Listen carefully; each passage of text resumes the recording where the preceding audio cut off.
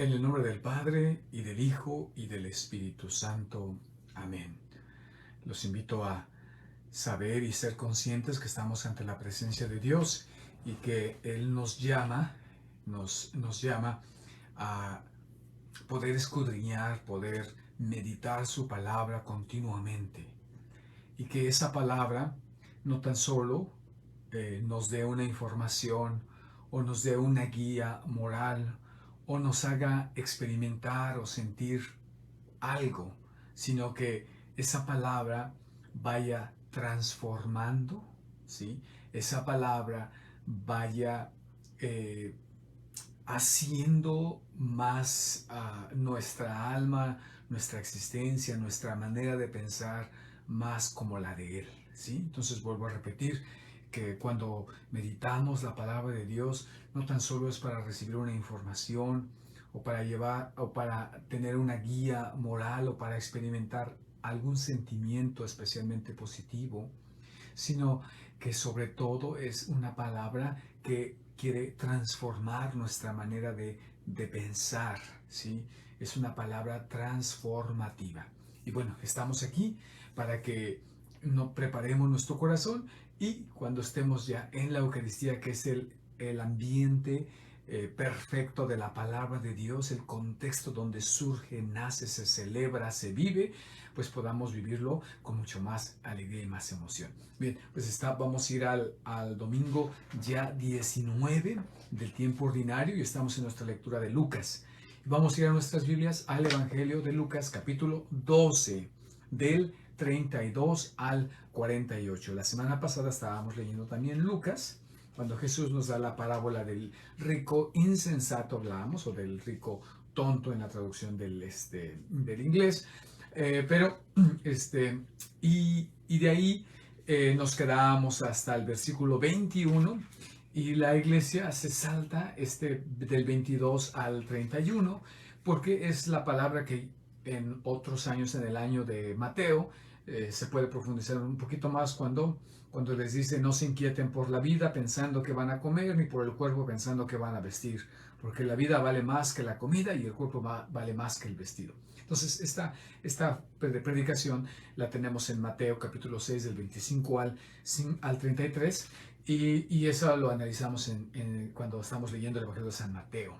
Entonces, por eso la iglesia brinca para poder seguir un poquito más lo propio de Lucas y entonces nos encontramos hoy con algo increíble, ¿verdad? Y la primera lectura va a costar un poquito más trabajo poder encontrar el vínculo por qué la iglesia propone la primera lectura, que es el libro de la sabiduría, pero si me tienen un poquito de paciencia, vamos a caminar juntos, ¿sí? Entonces, ya estamos en la presencia de Dios, ya hemos hecho nuestra oración y vamos a dar la lectura al versículo 32 de Lucas capítulo 12. Y este primer versículo del capítulo 12 es único en Lucas y dice así: no temas, pequeño rebaño, porque el Padre de ustedes ha querido darles el reino.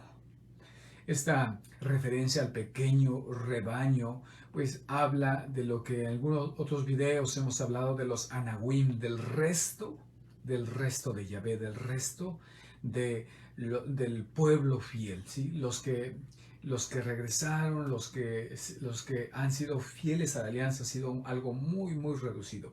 Entonces Jesús se dirige directamente a ellos y les dice, pequeño rebaño, porque el Padre de ustedes ha querido darles el reino. ¿Sí?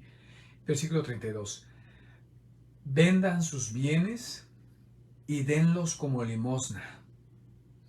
Háganse bolsas que no se desgasten y acumulen un tesoro inagotable en el cielo, donde no se acerca el ladrón ni destruye la polilla, porque allí donde tengan su tesoro, tendrán también su corazón. Y ahora vendrá a ilustrarnos con dos parábolas. Estén preparados, ceñidos y con las lámparas encendidas.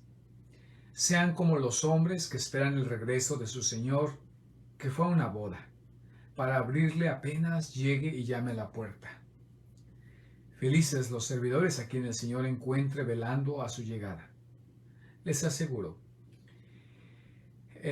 les aseguro que Él mismo recogerá su túnica, los hará sentar a la mesa y se pondrá a servirlos. Felices ellos si el Señor llega a medianoche o antes del alba y los encuentra así. Entiéndalo bien, si el dueño de la casa supiera a qué hora va a llegar el ladrón, no dejaría perforar las paredes de su casa. Ustedes también estén preparados porque el Hijo del Hombre llegará a la hora menos pensada. Pedro preguntó entonces, Señor, ¿esta parábola la dices para nosotros o para todos? Y viene otra parábola. El Señor le dijo, ¿cuál es el administrador fiel y previsor? A quien el Señor pondrá al frente de su personal para distribuir la ración de trigo en el momento oportuno. Feliz aquel a quien su Señor al llegar encuentre ocupado en este trabajo. Les aseguro que lo hará administrador de todos sus bienes. Pero si este servidor piensa, mi señor tardará en llegar y se dedica a golpear a los servidores y a las sirvientas y se pone a comer y a beber y a emborracharse, su señor llegará el día y a la hora menos pensada, lo castigará y le hará correr la misma suerte que los infieles. El servidor que, conociendo la voluntad de su señor, no tuvo las cosas preparadas y no actuó conforme a lo que él había dispuesto, recibirá un castigo severo. Pero aquel que, sin saberlo, se hizo también culpable, será castigado menos severamente. Al que se le dio mucho, se le pedirá mucho. Y al que se le confió mucho, se le reclamará mucho más. Muy bien, hasta ahí llegamos en el versículo 48 de este capítulo 12 de Lucas. Y tenemos bastante herramienta, pero la iglesia en su sabiduría los ha puesto de una manera que el tema es el mismo y es el tema de la preparación.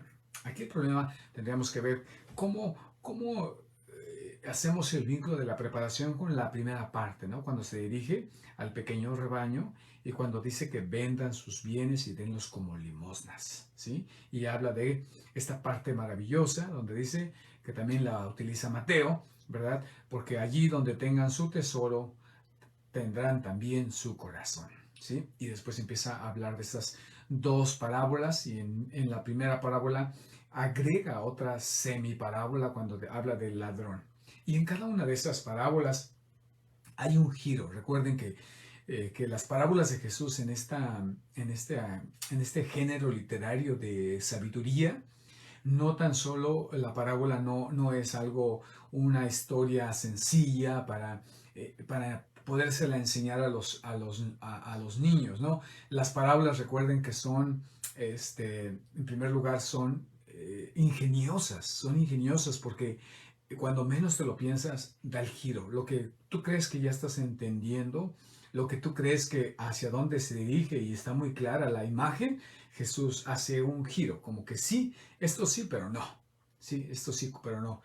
Por ejemplo, cuando dice, entiéndalo bien, si el dueño de la casa supiera a qué hora va a llegar el ladrón, ¿sí? Entonces decimos, pues claro, ¿no? O sea, nos sentimos que nosotros somos, nos está diciendo Jesús que somos como el papá, el dueño de la casa y que debemos estar cuidando del ladrón. Y continúa, ustedes también estén preparados porque el Hijo del Hombre llegará a la hora menos pensada, ¿sí? Es decir, que el Hijo del Hombre lo compara como al ladrón y no lo compara como al hijo, como al dueño de la casa. Y nos está diciendo que así, que al dueño de la casa es el que debe estar preparado, pero el hijo del hombre llegará como el ladrón. Esos giros, ¿verdad? Aquí están esperando al dueño, están esperando al maestro y dice, bueno, llegará y ¿qué hará? Se sentará, si los encuentra libres, preparados, él mismo se sentará a servirles. Eso no es lógico, ¿no? No es lógico. ¿Qué dueño es el que llega y hace eso? Entonces, en la lógica de Jesús, en sus parábolas hay mucha sabiduría. Siempre esperemos el giro en donde Él dice, es esto, pero no. Entonces, En estas parábolas nos invita a interiorizar, como a continuamente estar como pensando, como estar, como voy a decir una expresión como que se utiliza mucho en la oración, no es ofensiva, pero se dice que debemos de rumiar como las vacas que comen y que tienen dos estómagos, comen todo y después de ahí lo pasan al segundo estómago y lo están como masticando, lo están masticando, masticando dos veces. No solamente lo escuchan y ya.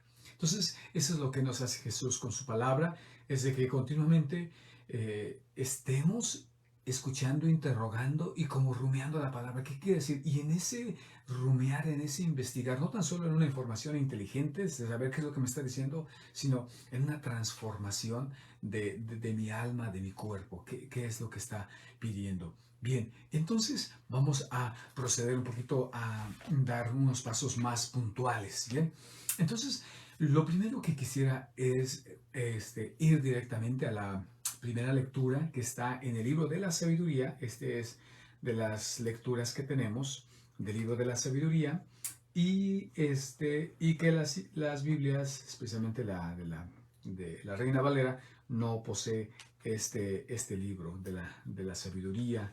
Y en este libro de la sabiduría, por eso luego me han dicho, ¿por qué el padre Luis Toro dice que le quitaron sabiduría? No porque le hayan quitado el libro de la sabiduría, sino porque las Biblias que utilizan los protestantes no tienen 7 libros que nosotros los católicos tenemos, por eso a veces que les restaron sabiduría, porque estos libros son muy importantes para seguir conociendo la voluntad de Dios. Y en el capítulo, la iglesia nos propone que leamos el capítulo 18 del libro de la sabiduría, del versículo 6 al 9. Y entonces de aquí, me parece que es clave para poder entender la propuesta de la iglesia en este evangelio, ¿cómo se llama? En esta liturgia de la palabra del próximo domingo. Y dice así, estamos en el libro de la sabiduría, capítulo 18, en mi Biblia está en la página 1568. Dice, aquella noche fue dada a conocer de antemano a nuestros padres para que, sabiendo con seguridad en qué juramentos habían creído, se sintieran reconfortados. A ver, ¿cuál noche? Si vamos al Éxodo capítulo 12, vamos a hablar de la noche de la Pascua, es decir, la noche de la liberación, cuando Dios los prepara para la 10ª plaga, que va a pasar y va a exterminar a todos los primogénitos de los animales y de las personas. Entonces, vuelvo a repetir, aquella noche fue dada a conocer de antemano a nuestros padres para que, sabiendo con seguridad, está diciendo, esa noche fue dada de antemano. Dios les avisó, va a venir esta noche y en esta noche tienen que sacrificar, ¿sí?, a un cordero, les dice cómo, tienen que sacrificarlo y con la sangre tienen que poner la sangre afuera de sus puertas para que cuando pase yo, esa será la señal. Voy a leerlo rápidamente, capítulo 12 del Éxodo, ¿sí? Nada más para que no estemos patinando de qué está hablando, ¿sí? Entonces, muy sencillo, nada más dice ahí, elijan un animal sin ningún defecto, macho y de 1 año, podrá ser un cordero o cabrito.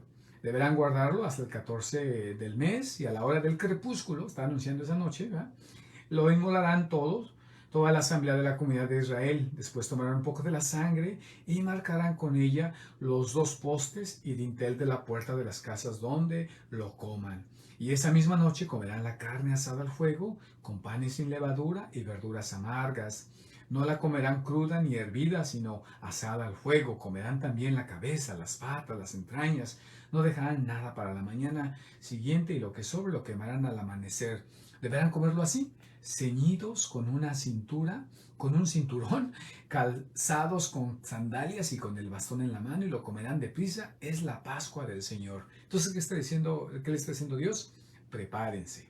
Ahí está el tema, ¿sí? Prepárense. Y para prepararse tienen que hacer ese sacrificio y tienen que hacer una señal en los postes de sus casas, ¿verdad? Con la sangre. Esta noche pasaré por el país de Egipto para exterminar a todos los primogénitos, tanto hombres como animales, y daré un justo escarmiento a los dioses de Egipto. Yo soy el Señor.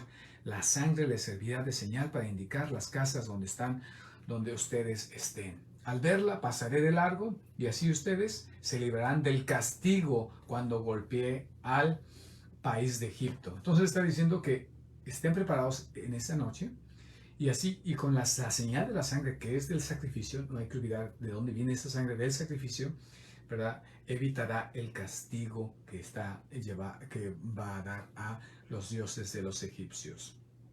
Y entonces vuelvo a leer ya el versículo 6 de sabiduría, ya con ese contexto. Aquella noche fue dada a conocer de antemano a nuestros padres, por supuesto. Esa noche fue dada a conocer, se les avisó, para que sabiendo con seguridad en qué juramento se habían creído, se sintieran reconfortados. Tu pueblo esperaba a la vez la salvación de los justos y la perdición de sus enemigos, ¿sí? Que fueran rescatados y que sus enemigos, ¿sí? Perecieran.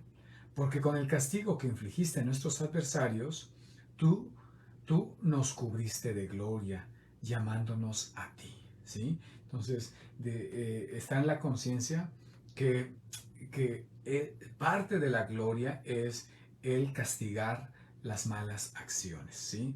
Al castigar la mala acción, reafirma al que está actuando de una manera correcta, ¿sí? Por eso, los santos hijos de los justos ofrecieron sacrificios en secreto. Entonces aquí nos hablan de cómo los sacrificios fueron totalmente en secreto, que no fue una manera de que los egipcios se dieran cuenta, ¿sí? Y establecieron de común acuerdo esta ley divina, que los santos compartirían igualmente los mismos bienes y los mismos peligros, ¿sí? Es la alianza, que no tan solo la alianza se hace con Dios y el pueblo, sino también la alianza en donde todos ellos se hacen hermanos. Eh, eh, y ya entonces entonaron los cantos de los padres. Dice que cuando pasaron el Mar Rojo, cantaron los himnos de liberación, ¿sí? Esa es la primera lectura. Entonces, esto es bien importante porque si la leemos así, es un poquito difícil de poderla captar. Y entonces, ahora sí, ya nos vamos a nuestro evangelio para poder empezar a profundizar y entender qué es lo que está diciendo. Bien, entonces, algo bien importante es que en el contexto bíblico, Tobías, Siráside, nos habla de que las limosnas, ¿sí? Las limosnas, cuando habla aquí de que vendan sus bienes y denlos como limosnas, la palabra limosna, almsgiving en inglés, viene más de la raíz griega que viene de la misericordia, ¿sí? Viene cuando decimos Kyrie eleison, viene de esa palabra, la palabra limosna, como nosotros decimos en español, como en lugar de limosna decimos una caridad. A veces cuando yo era niño había personas afuera del templo y decían una caridad por el amor de Dios, exactamente, o una limosna por el amor de Dios. La palabra caridad por el amor de Dios es eso, que nuestro corazón, ¿verdad?, pueda ser un sacrificio. Y ese es el concepto bíblico, que toda limosna, ¿sí?, todo acto de caridad implica un sacrificio, ¿sí? Y no necesariamente habla como un sacrificio de los animales, como el que escuchamos, que se mata algún animal, sino que cuando se habla es un sacrificio de mi propia persona y que vale también como el sacrificio que se ofrece en el templo de los judíos. Así como se mataba a unos animales para la expiación de mis pecados, cuando yo doy un acto de caridad, cuando hago un sacrificio de esa manera, también se me expiaba mis pecados. Esa es la connotación bíblica que tiene. Y esto es lo que en ese contexto Jesús nos está hablando de ello. Y entonces por eso dice, vendan sus bienes y denlos como limosnas. Háganse bolsas que no se desgasten y acumulen un tesoro inagotable en el cielo. Es decir, den limosnas, preparen su corazón porque voy a venir, ¿sí? Esa es la alusión que está diciendo, ¿sí? Voy a venir y estén preparados, ¿sí? Dice, acumulen un tesoro inagotable en el cielo, donde no se acercará el ladrón y destruye la polilla, porque allí donde tengan su tesoro, tendrán también su corazón. Los padres de la iglesia solían decir que nadie entrará al cielo si no entra con la carta de un pobre. Eso solían decir, esa era una manera bonita de decirlo. Nadie podrá entrar al cielo si no trae la carta de recomendación. Podríamos incluso aumentarle para nuestro contexto, entenderlo, sin la carta de recomendación de un pobre al cual tú le hiciste limosna, al cual tú le compartiste tus bienes, al cual tú te sacrificaste para esa persona. Nadie entrará. Y entonces ya Jesús precisamente habla del estar preparados. ¿Qué significa estar preparados en esta vida? ¿Cómo significa? Y la pregunta de Pedro es muy importante cuando le dice, Señor, esta palabra la dices para nosotros o para todos. ¿Sí? Está entendiendo. Y entonces dice, esta parte es muy importante y me gustaría aquí un poquito, antes de que me hagan el tiempo, hablarla. La otra más o menos más o menos la ubicamos, pero esta segunda parábola creo que es interesante espaciarnos y dividirla para encontrar su significado. Dice Leo, ¿cuál administrador fiel y previsor a quien el Señor pondrá al frente de su personal para distribuir la ración de trigo en el momento oportuno? Y la palabra que utiliza, sí, es la palabra que la va a utilizar en el griego en el capítulo de Mateo 16, cuando le entrega las llaves del reino. Ese es el administrador. O en el capítulo 22 de Isaías, cuando se habla de este administrador, el segundo del rey. Y esa misma palabra en griego es la que está utilizada aquí, cuando habla de cuál es el administrador fiel, ¿sí? Fiel y previsor, a quien el Señor pondrá al frente de su personal. No está que le dará las llaves directamente, pero está esa alusión, y con esa palabra precisamente inmediatamente lo podemos entender. Al frente de su personal para distribuir la ración de trigo en el momento oportuno. Feliz aquel a quien su Señor al llegar encuentre ocupado en este trabajo. Entonces dice, bueno, el maestro, el dueño, tiene una necesidad de poner a alguien como administrador, a que distribuya fielmente, son las palabras, ¿sí? Y previsoriamente, que sea una distribución no tan solo fiel, sino también bien pensada y prudente, ¿no? Le va a poner al servicio, o le va a poner a que él cuide de su reino, ¿sí? Entonces necesita esta persona, anda buscando, dice, y lo va a poner al frente de todo para distribuir la ración de trigo en el momento oportuno. Feliz aquel a quien su Señor al llegar encuentre ocupado en este trabajo. Entonces, ¿cómo? La primera parte es, lo anda buscando, y cómo es la manera, dice, feliz cuando llegue y lo encuentre ocupado. Entonces, volvemos al tema un poquito de la semana pasada. Entonces nos damos cuenta de que somos administradores de todos los bienes que tenemos. Y el estar ocupados en ello es estarlos repartiendo. ¿Sí? Porque recuerden que la semana pasada, con el evangelio del rico insensato, decía el rico insensato, dice, ¿qué haré con todo este granero? Pues tiraré mis graneros, haré unos más grandes y entonces ya comeré, beberé. Es decir, que no está pensando en distribuirlos, sino que está pensando en gozárselos. Y aquí va a haber una alusión en el segundo ejemplo. Vamos a ver para allá, ¿sí? Entonces, lo que dice aquí, les aseguro, dice, feliz aquel a quien su Señor al llegar encuentre ocupado en este trabajo. Les aseguro que lo hará administrador de todos sus bienes. Pero si este servidor piensa, alusión al rico insensato, ¿sí? Mi Señor tardará en llegar, y se dedica a golpear a los servidores y a las sirvientas y se pone a comer, a beber y a emborracharse. Su Señor llegará el día a la hora menos pensada, lo castigará y le hará correr la misma suerte que los infieles. ¿Sí? Entonces, hace una alusión a una realidad más difícil. Aunque el rico insensato no está causando violencia, ¿verdad? Como lo hemos visto aquí, pero no está listo, no está preparado, no está repartiendo, pero sí está ensimismado. Quisiera, ya que hemos visto estos dos, antes de pasar a los otros dos ejemplos, quisiera leerlo y poderlo traducir de la Biblia, de la English Standard Version, la English Standard Version. Esta Biblia tiene la particularidad de ser como la Biblia de Jerusalén, que traduce de una manera más literaria.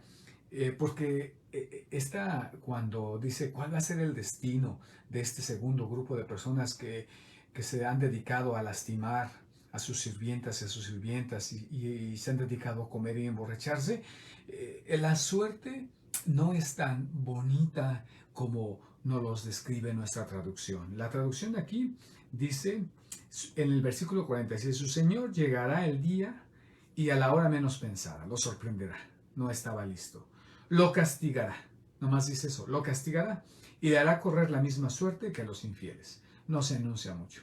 La traducción es un poquito corta, pero veamos en la traducción me gustó mucho cómo la hizo en el inglés, que es el versículo 46, y lo voy a leer. Entonces, en el versículo 46 dice, The master of that servant will come on the day when he does not expect him, and at the hour he does not know. Igual, ¿no? Llegará a la hora menos pensada. Y dice ahí, and will cut him in pieces. Dice, y lo cortará en pedazos. La traducción dice aquí, y lo castigará. Y la traducción en griego, que me gusta mucho cómo es traducida en inglés, dice, and will cut him in pieces and put him with the unfaithful. ¿Sí? Y lo hará pedazos. De alguna manera, hay otra traducción que dice, lo cortará a la mitad. ¿Sí? Y le dará el lugar de los infieles. Y esto es bien importante porque a veces algunos hermanos protestantes dicen, bueno, me estoy adelantando, pero a veces, tanto en el ámbito protestante como en el ámbito católico, no vemos la alusión al cielo, al infierno y al purgatorio, y aquí está. Exactamente es esto lo que estamos ahorita meditando. Entonces dice que los primeros que Dios los pondrá, es su Señor los pondrá, ¿verdad? Les aseguro que al administrador todos sus bienes hace alusión a la realidad del cielo. ¿Está la palabra cielo? No, pero está la realidad, la alusión a lo que pondrá al frente a administrar sus bienes. El segundo, ¿está la palabra infierno? No, pero escuchen, ¿sí? Entonces, golpeará a sus servidores, a sus sirvientas, y se pone a comer, a beber y a emborrachar. Su Señor llegará en el día y a la hora menos pensada, y podríamos decirlo, lo hará pedazos, lo cortará en pedazos. ¿Dice infierno? No. Pero ¿se podrá volver a poner junto? No. Es una acción concreta y ya no hay vuelta hacia atrás. Y lo pondrá en el lugar, lo sacará, ¿sí? Lo desterrará, ¿sí? Lo desterrará. Y habla de la realidad, es una manera de describir el infierno, ¿sí? De aquí podríamos mirar en otro momento, hablar de por qué Jesús habla de esta manera, ¿no? Si es Dios el que envía al infierno, por supuesto que no. Si es Dios el que hace el daño, por supuesto que no. Es una manera alegórica, simbólica de hablar, ¿sí? De hablar. Pero habla de que ellos, al estar listos, quedaron fuera del sacrificio. ¿De cuál sacrificio? De que hemos visto analizando el de la Pascua, de dar limosna, de compartir lo suyo. Han quedado fuera porque solamente han maltratado a los demás y se han quedado en sí mismos comiendo, bebiendo, emborrachándose. Y vamos a los últimos dos, que va a hablar de la realidad del purgatorio. ¿Está la palabra purgatorio? No, pero está su descripción. Dice, el servidor, perdón, versículo 47, que conociendo la voluntad de su Señor, no tuvo las cosas preparadas y no actuó conforme a lo que había dispuesto, recibirá un castigo severo. ¿Sí? Vuelvo a repetir, el servidor que conociendo la voluntad, conocía lo que su Señor quería, no tuvo las cosas preparadas, ¿sí? No fue malo, no lastimó a sus servidores, no se tiró a la embriaguez, pero conocía y no lo hizo, dice, conforme a lo que él había dispuesto, es decir, no estuvo preparado, ¿sí? Conoció, supo, dijo y dijo, otro día, mañana, el próximo mes, el próximo año, dice, recibirá un castigo severo. El purgatorio. ¿Sí? No habla de un castigo para siempre, nomás vendrá un castigo severo. en el griego habla de unos azotes severos. Solamente las traducciones modernas pues son un poquito cuidadosas con este lenguaje, porque pues especialmente pues hablamos de no golpes, de no violencia, pero es un lenguaje, ¿no? Entonces de repente las Biblias, cuando hacen este trabajo de traducción, pues para la persona que lee sin ningún fundamento, pues va a poder aquí justificar que es necesario dar unas golpizas o unos azotes. Y claro que no. Entonces a veces estas solamente se pueden explicar, se pueden entender en el contexto. Y la cuarta persona, que es muy importante, pero aquel que sin saberlo, ¿sí?, se hizo también culpable, será castigado menos severamente. Y aquí dos cosas, hermanos, hermanas, pues que a veces creemos, a veces como decimos en el ámbito así muy cotidiano, oh, pues es una mentirita piadosa, o es algo chiquito, es algo, no es muy grave, ¿sí? Si tú sabes y no lo haces, o lo haces sabiendo que es malo, recibirás un castigo severo. Yo creo que esta parte de repente tendremos que escucharla un poquito mejor, porque a veces nos acostumbramos a estilos de vida que sabemos que están mal y somos negligentes en la conversión, en el cambio, especialmente en actitudes negativas que dañan. Este fin de semana estaré con matrimonios y estaría bien poder pensar cómo esto daña a mi pareja. Hay cosas, actitudes, pensamientos, acciones, perezas que están lastimando mi relación matrimonial y yo sigo ahí y no estoy siendo preparado. Y voy a ser llamado a cuentas, ¿sí? Y tendré un castigo severo, un azote severo me van a dar. Y el último, y hay cosas también que dice, pero aquel que sin saberlo se hizo culpable, es lo que se llama la ignorancia culpable. La ignorancia culpable. Y de aquí tendríamos que mirar nosotros, como me estaré dirigiendo a matrimonios este fin de semana, qué responsabilidad tenemos de nosotros como padres, ¿verdad? Compartir con nuestros hijos nuestra doctrina.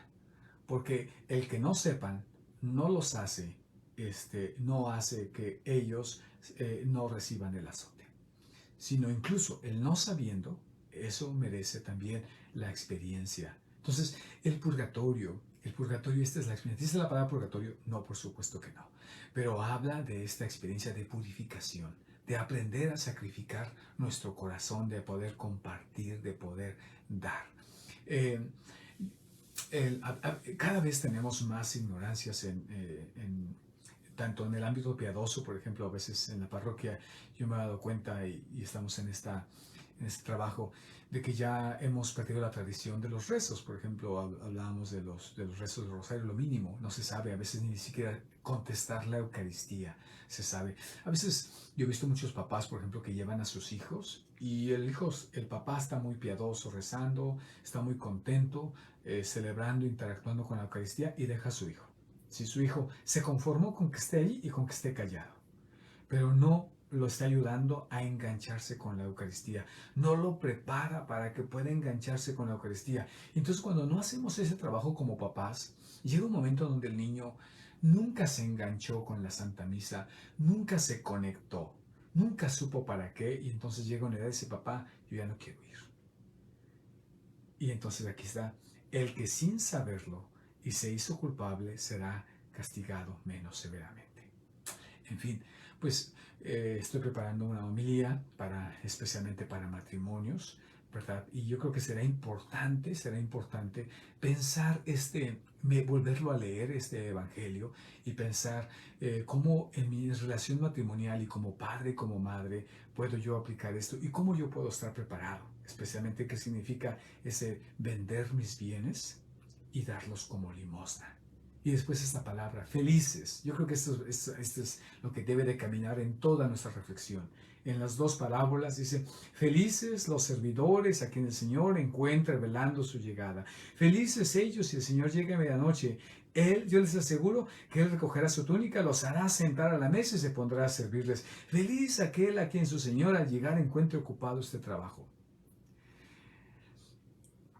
termino con esta oración que no la tengo presente tan de memoria, en un tiempo me la sabía, pero que se llama: no me mueve, Señor, no me mueve, Señor, para quererte el cielo que me tienes prometido, ni me mueve el infierno tan temido. Le dice: muéveme tú, Señor, al verte clavado y herido. Es decir, que a veces ni siquiera cuando miramos la realidad de que es posible que podamos perder nuestra vida en el infierno o pues ser castigados en el purgatorio para nuestra purificación, a veces eso no nos mueve. Y tampoco a veces nos mueve las recompensas. Y este autor de No me mueve mi Dios, eh, habla de: muéveme, que tu pasión, tu amor en la cruz pueda mover toda mi vida, me pueda mover toda mi vida. Y eso es la misa. La misa es ese amor, ese Dios que continuamente en el altar se nos está dando, entregando, que te dice: esto es mi cuerpo, esta es mi sangre. Eso nos tiene que mover y eso tenemos que transmitirlo. Tenemos que saberlo, tenemos que apropiarnos de ello en nuestro matrimonio, en nuestros hijos. Tenemos que estar seguros que ellos saben que en esta Eucaristía Dios se está entregando por ellos, les está amando, ¿sí? Y entonces podrá cambiar nuestra actitud en la Eucaristía y podremos tener una vida más gozosa, una vida más transformadora. Bueno, que el Señor les bendiga. Gracias por su atenta escucha. Después de este fin de semana que estaré con el encuentro matrimonial, gracias a Dios, después de 2 años, saldré a visitar a mis padres, estaré fuera 2 semanas de conexión.